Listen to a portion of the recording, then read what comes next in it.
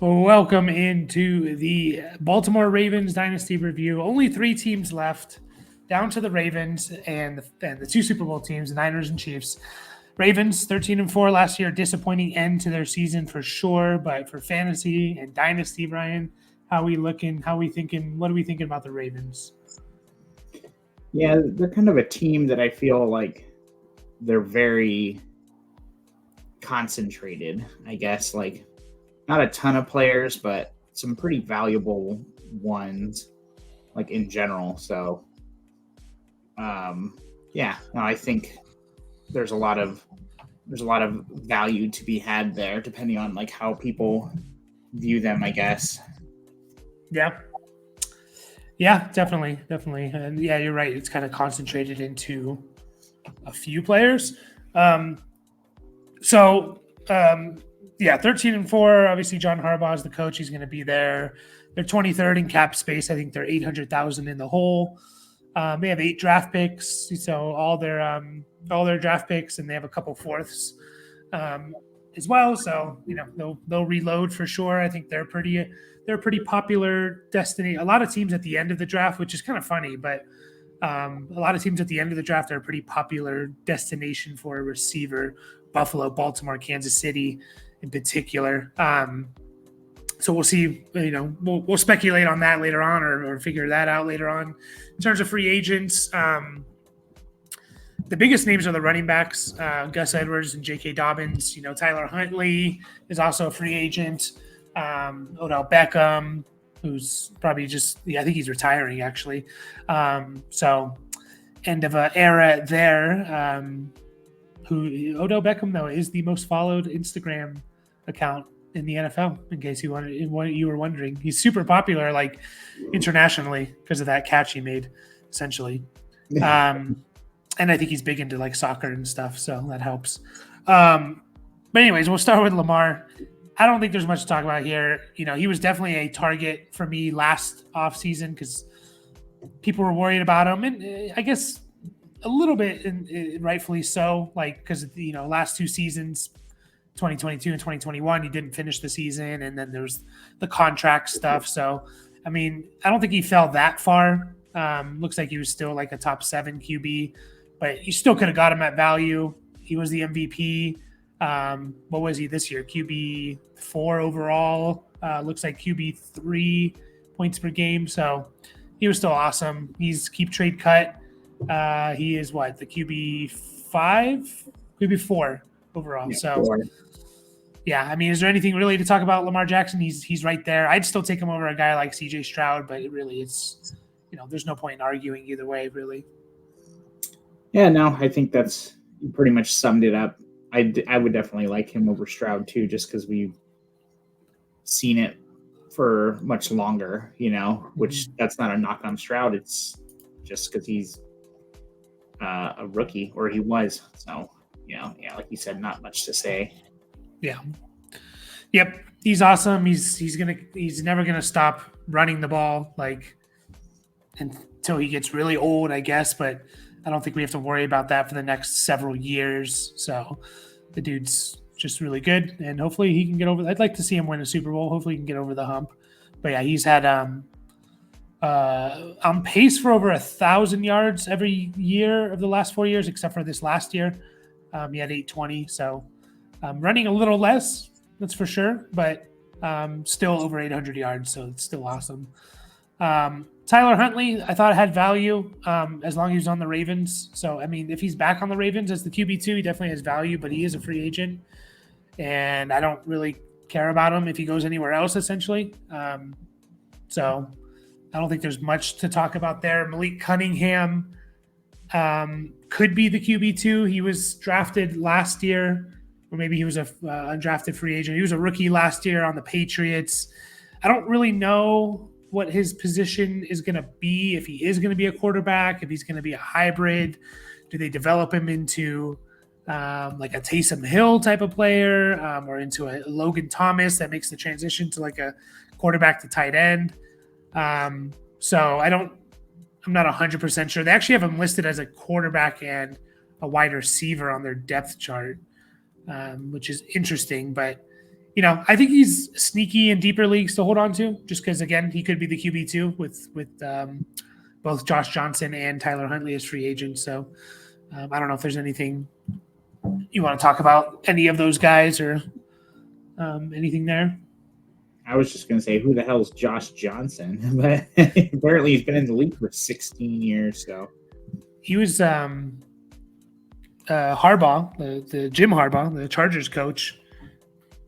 His first head coaching job, I think, was at the University of San Diego, which is not a very high level school. San Diego State, not even San Diego State. Like San Diego State's a step above the University of San Diego, and Josh Johnson was his quarterback. So he's the one that came in for the 49ers when Brock Purdy blew out his elbow in the playoffs in 2022. Yeah.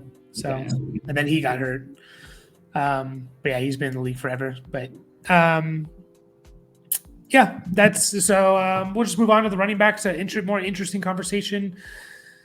You could talk about all these guys kind of, except for Owen Wright, who I actually think is a fullback. But Gus Edwards, Justice Hill, Keaton Mitchell, J.K. Dobbins, Dalvin Cook, Melvin Gordon. Probably not Melvin Gordon, but Ravens keep bringing back these old guys. Gus Edwards is a free agent. J.K. Dobbins is a free agent. He's had 2 Achilles injuries. Let's start with Dobbins. Does he have any value? Like, are you just dropping him? Are you still holding on to him? The dude's coming off of 2 Achilles injuries. I think he had 2 Achilles, or did he tear his ACL? I know he had an Achilles. No, he had an Achilles. So I think that was his second. I don't know. Is there any hope for Dobbins? Like, or are you just kind of cutting bait at this point? Yeah, I would definitely drop him for any rookie.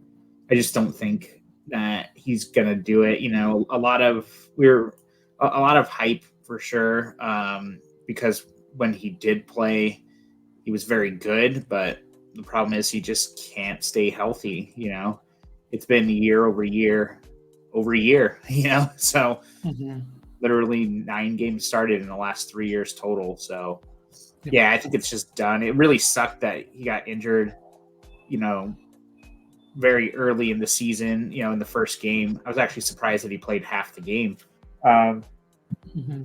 Yeah, so I just think that it's just done. Like, when that happened, it was basically like, well, there goes his whole career, Like, I just can't imagine him doing anything. Like, I think he's just wasting a spot on your roster at this point. Like, even if he did come back this next year somewhere that we kind of liked, it'd be still like, yeah, off the injury though and everything, it's kind of just like not even worth it, I don't think. Yeah, he was. If he played half the game, he was on pace for 34 touchdowns last year. So there's that. Yeah, no, it sucks. It was an ACL and then an Achilles. Cam Akers was the back-to-back Achilles guy. But anyways, yeah, it's probably done for him. Free agent. He hasn't really done anything in the NFL like at this point either. It's not like he's established one of a big stud type of player. So he had a fine rookie year, but that was about it. So yeah, I think I kind of agree with you there. Gus Edwards is probably the next one to talk about. Another free agent. He'll be 29 here in a couple months. He's a kind of like the touchdown or bust running back, like kind of like an AJ Dillon type, where if he gets a touchdown or 2, you're happy. And he obviously had a stretch there where he was scoring touchdowns every game. But then you look at his box score from when he doesn't score touchdowns, it's not really that different. Same carries, similar yards, just no touchdown. So doesn't catch the ball. He had 12 catches all year. I know he had a couple. He had 1 big one or 2 big ones, but I don't know. I was never a big Gus Edwards fan. Are you still holding him though in Dynasty? Maybe he comes back to the Ravens for another year and has a similar role.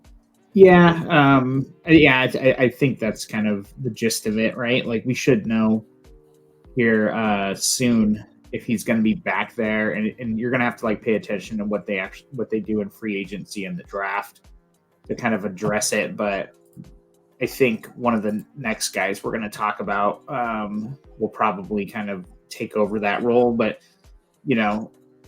as like your second or even third flex, depending on like how deep your your starting roster is. Like, I think he's fine if he does stay there and kind of maintain his role.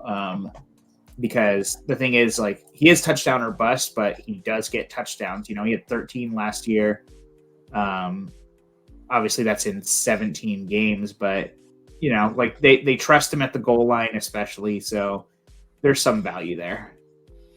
Yeah, and they could bring him back because again, Dobbins is free agent. A couple of one of the other guys we're going to talk about had a pretty bad injury. So, I kind of agree with you. Hold for now. I'm just not really excited about him unless he's on the Ravens because I think he could just go back to the role he had and maybe he can score a bunch of touchdowns again. Lamar's not a big touchdown guy like Josh Allen or Jalen Hurts. So,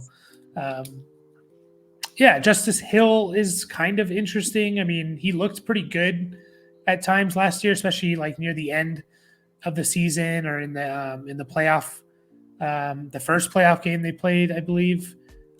Just like 3 for 48 and then 5 for 64 through the air. He can catch the ball, although Baltimore Lamar's not going to throw to running backs very often. But he had 28 catches.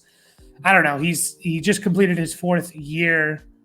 So they must have given him a contract recently. But anyways, he just completed his 4th year. He's only had double-digit carries 4 times in his 4 years with the Ravens. So they just don't really want to give him the ball that much.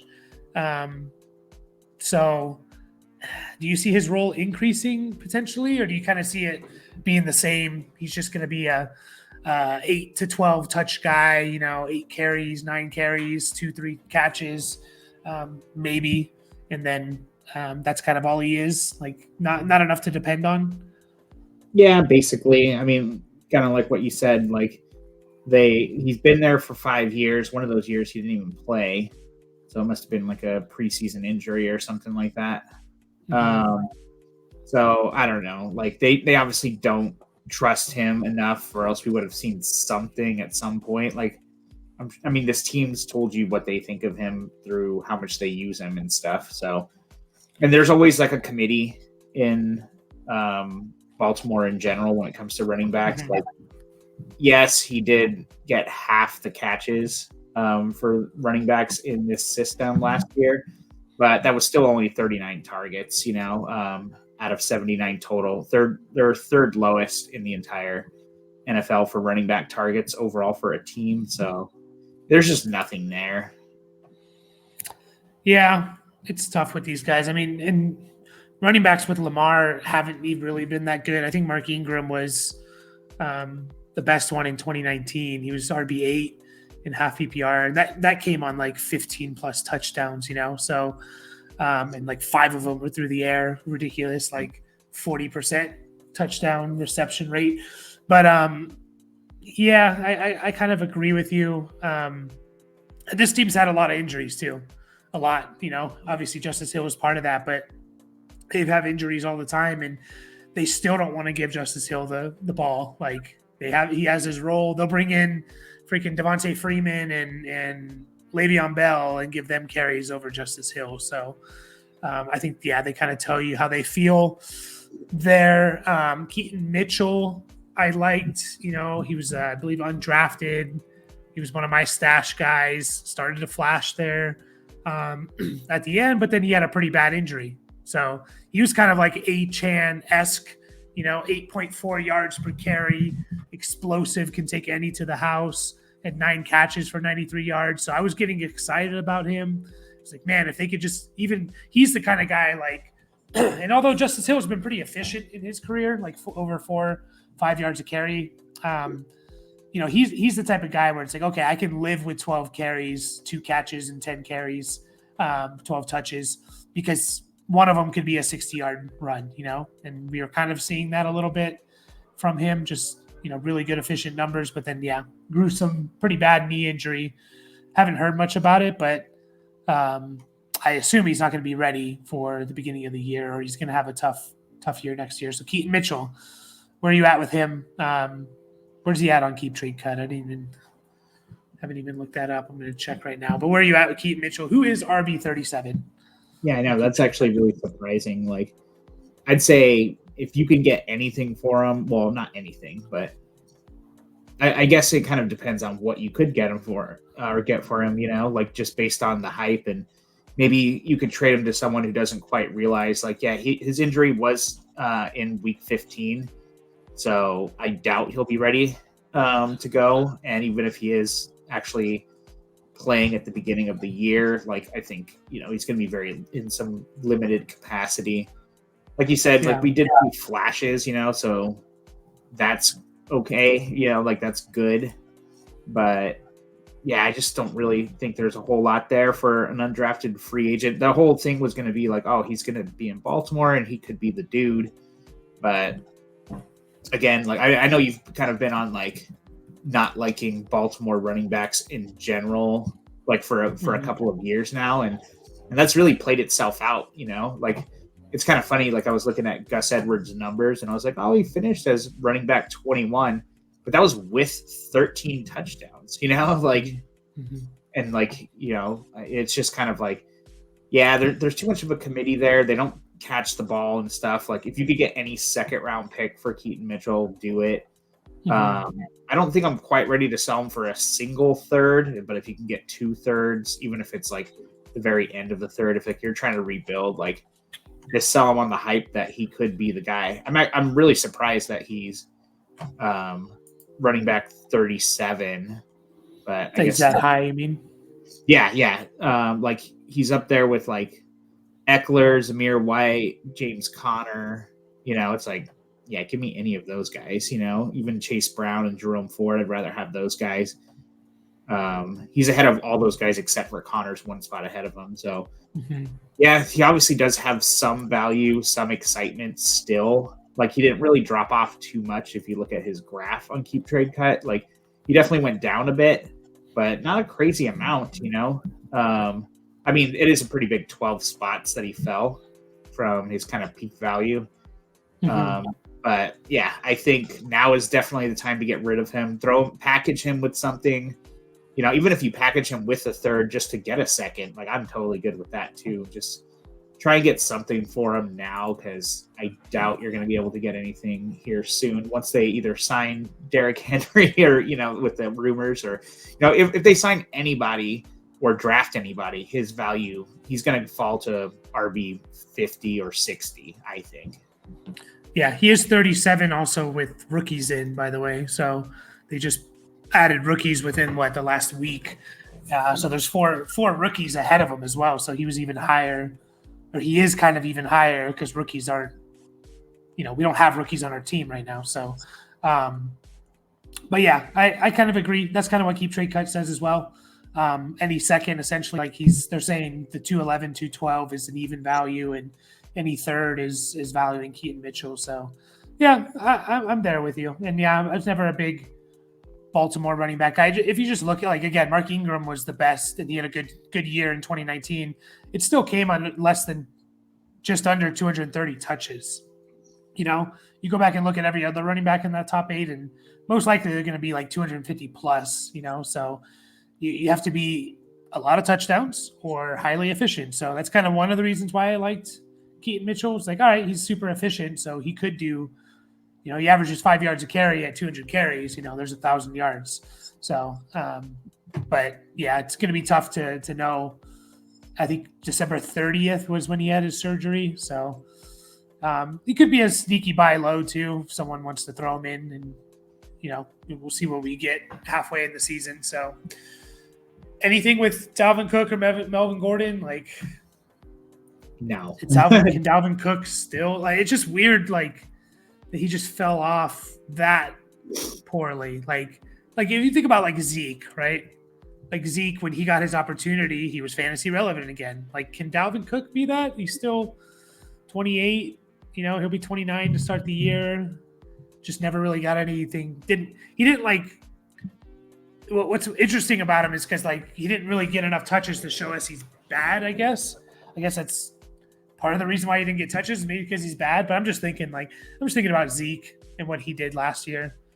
Like if Dalvin Cook could fall into a role like that, but yeah, I mean, I guess it's possible. But the weird thing about him is, like, or Dalvin Cook, that is, like, I mean, he was in 2022, he finished as RB10, and then he goes to the Jets for, I don't know, half the season or something. I don't know exactly when he got 15 cut. games.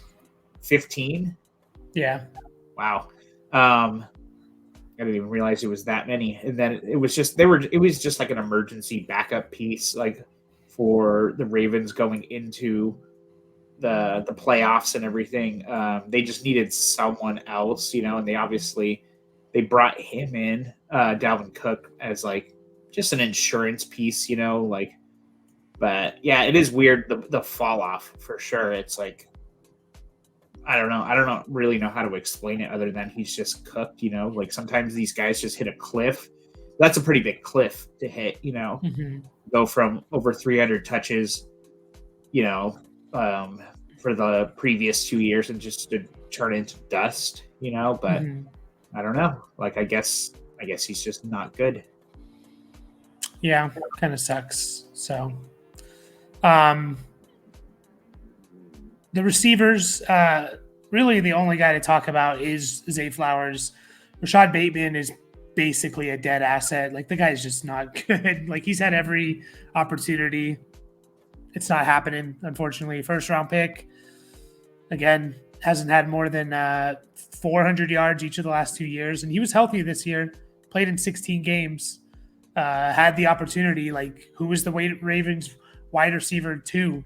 Like, they were starting Nelson Aguilar over him and Odell Beckham. So I think he's cooked. Odell Beckham's retiring. Aguilar is just a roster clogger. So Zay Flowers, what I want to do here is just kind of, I think is an interesting topic. So I'm going to read you his draft class. Who would you rather have? You could just tell me Zay Flowers or the other guys. So JSN versus Zay Flowers. Who do you want in Dynasty? Yeah, JSN still. Yeah, he just has more upside. Quentin Johnston or Zay Flowers? Flowers. I had to ask. Jordan Addison or Zay? I think this is an interesting one. Addison or Flowers? Yeah, I think Addison's probably, like, the closest one, and I wouldn't necessarily, like, argue one way or the other. Like, I think Zay Flowers, like, I don't know if he's ever really going to be, like, the alpha on this team. He could be the wide receiver 1 out of sheer, just, like, who's around him, because we just established, like, there isn't anyone around him, or there's not going to be here soon. And he had a really promising rookie campaign, Flowers, that is. But Addison is probably... he's probably in the better situation, like, I wouldn't be surprised. I'm pulling up Addison right now to see, like, kind of compare what their numbers were. Oh, very similar, besides the touchdowns, 860 yards for Flowers and 911 for Addison. Big difference was the touchdowns, and actually the exact same number of targets. That's actually interesting too. But I mean, Addison was a little bit more of a product of, like, like, the opportunity was there when Jefferson went down, but he showed Flowers as well with Andrews. Sorry to interrupt. Oh yeah, so yeah, that is true, because Mark Andrews has been the number 1 target on their team for the last several years. But yeah, but what I was going to say about Addison, I know this, we're not talking about the Vikings, but just he actually showed, like, he proved, like, he could do it, kind of a thing, so I think I'll lean Addison there, but I think it's very, very close. Yeah, I lean Addison as well. I think there's more upside. I think there's no shot. Well, I shouldn't say no shot, but I think it's very unlikely that the Vikings bring in another weapon in terms of, like, a top 2, first or second round pick or a big free agent. Whereas I think Baltimore could still, even though they have Flowers, because that's really all they have at receiver is Flowers. So they could, we talked about it, they could be a target for someone. And yeah, I just think more upside. I'm not sure where Flowers is, like, where exactly his, like, I think he feels kind of like wide receiver 20-ish every year, which is fine. Yeah. But it's not top 12, top 15 consistently a wide receiver. That's just the overall gut feeling I get. So just quickly looking. So he averaged about a target and a half more per game when Andrews was not playing. So not crazy. Go ahead. Sorry. No, go ahead because I was going to keep going down the list. So, just what I was going to say is like Addison's probably going to be the third guy on the team behind Hawkinson and Jefferson. So the situation's a little bit better for Flowers right now in that sense. Plus, we don't know who Addison's quarterback is going to be. I know it's kind of looking like Kirk Cousins, but we won't know that for a few more weeks. So there's a little more uncertainty there, but Flowers is going to be number 2, probably most likely behind Mark Andrews at least. And like you said, if they make some kind of move for receiver, which it seems inevitable, like he could easily become the number 3 too. So it's kind of similar in that sense. Hawkinson had a major knee injury, so you're getting probably half the season where Addison is the number 2. Jonathan Mingo, I think it's pretty obviously there. I think the next 2 are interesting. Jaden Reed and Rashee Rice. Who would you take over those 2 over versus Flowers? Jaden Reed or Zay Flowers? I think you could throw Tank Dell in there too, right? Oh, we're getting there. Okay, he's third round pick. I'm just going down the draft. Oh, gotcha. Yeah.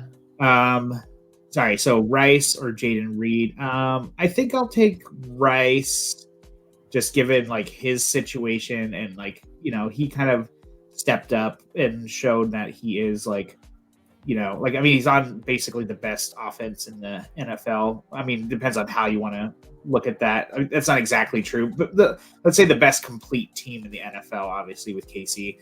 So I like that with the best quarterback in the NFL throwing him the ball. So I'll take Rice, Flowers, and then I'll put Reed last, just go back to our Green Bay episode to figure out why. No, I'm just kidding. Just don't say anything. But no, just crowded receiving room, basically, with Reed. So, I'd have Flowers right in the middle. Yeah, it wouldn't surprise me, though, if Jaden Reed's better. But, I kind of agree with you there. And then, Tank Dell. I'm taking Tank Dell over Zay Flowers. I really like Tank Dell. He fits the NFL in 2023.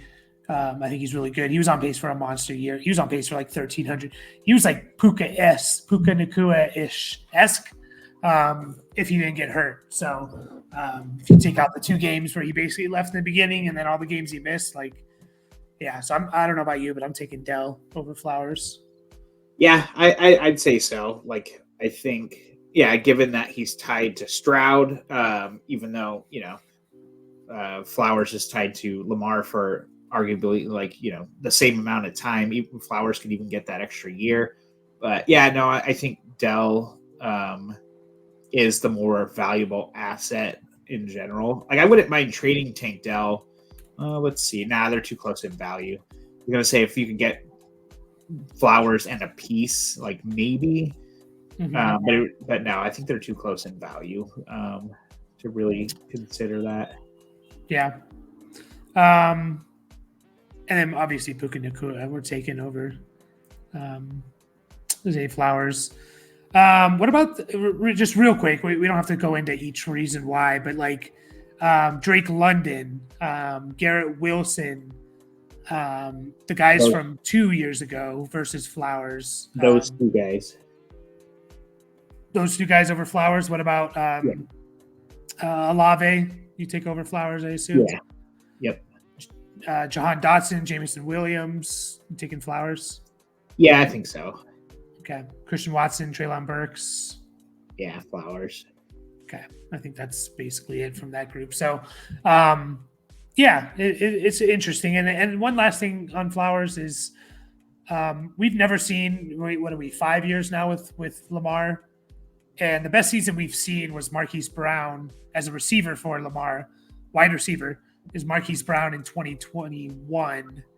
And he was wide receiver 23. So now he missed a couple games, so he's probably closer to wide receiver 20, but still, it just seems very limited. It's Lamar's world, and That's why the running backs suffer. That's why the receivers suffer, and really everyone. But the next guy, Mark Andrews, who I don't really know if there's a lot to talk about with Mark Andrews. He's still, to me, a top 5 at worst tight end. I know Keep Trade Cut doesn't have him that way, but I'm still taking, Brock Bowers is now tight end 2, which is kind of crazy. But, I'm fine if you want to take Laporta, McBride, Kincaid. Probably not Kincaid, but Laporta and McBride, I'm fine if you want to take them over Andrews. And I'm fine if you want Andrews above those guys. It really doesn't matter too much to me.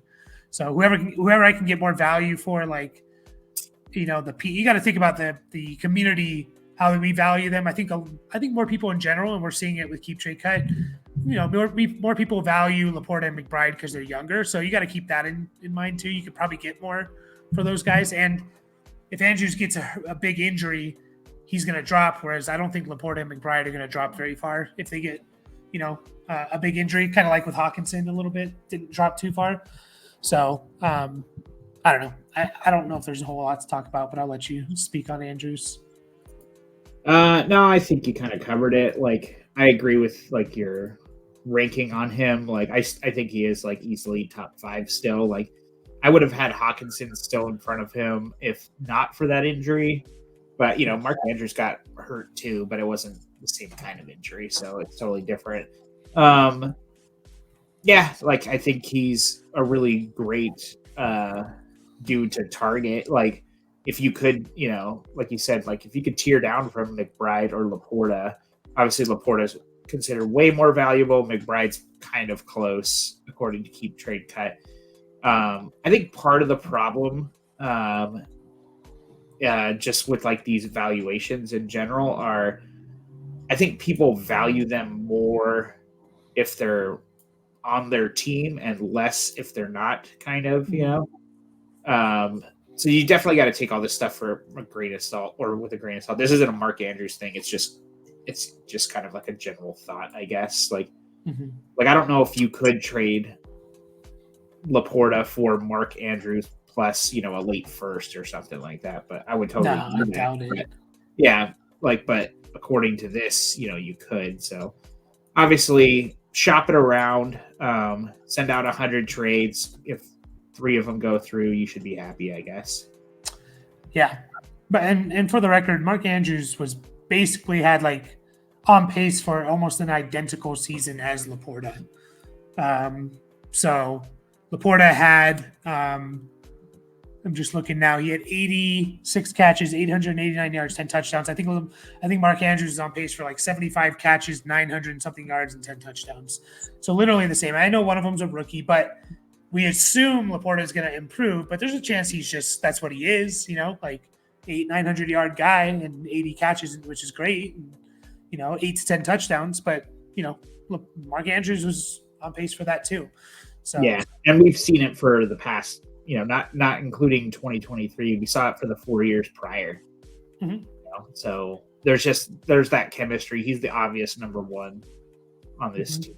And until that changes, that's the way you have to think about it, honestly. And we're seeing Kelsey, age 34, and he's been 4 years now in his 30s, 4 or 5 seasons in his 30s, being tight end 1. Mark Andrews will be 29 to start the year, so you can easily get multiple more years. So, and then Isaiah Likely is important to talk about. I just don't know. He's tight end 16. Are they going to use him more? We just don't know. Anyone who's telling you this is what they're going to do is lying to you. So if they use him more, I like Isaiah Likely. If he's just the backup to Andrews, I don't like him. So, I like to hold him because, we have seen Andrew hurt a couple times the last couple years, but it is just tough to hold a backup tight end, to be honest.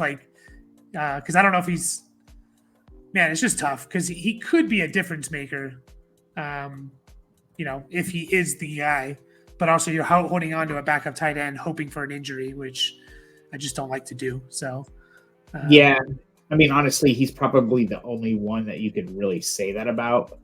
Maybe Dawson Knox also, just off the top of my head. But I don't know. Or I guess maybe one of the Green Bay guys too. But I just don't – I agree. I don't think it's worth it, let someone else, burn the roster spot. And I'd rather have another tight end kind of in that like giant tier that you talk about, from like 8 to 30 or whatever, 8 to 20. Like I'd rather have another one of those guys to pair with Mark Andrews. Just, because you can actually start that guy in a pinch, whereas likely you can only start if Mark Andrews goes down. So it's basically 2 roster spots for one guy. So I don't think that's quite the way to do it. Yeah, if I can get anything for him, like anything, I would take it, and I would still hold him if I can. I wouldn't just cut him because they could use 2 tight ends more if they don't fix the wide receiver spot. And like Isaiah Likely is their de facto like 3rd wide receiver. So that is a possibility. Like we've seen 2 tight ends in one system flourish before, like a couple times. So it's not like unheard of.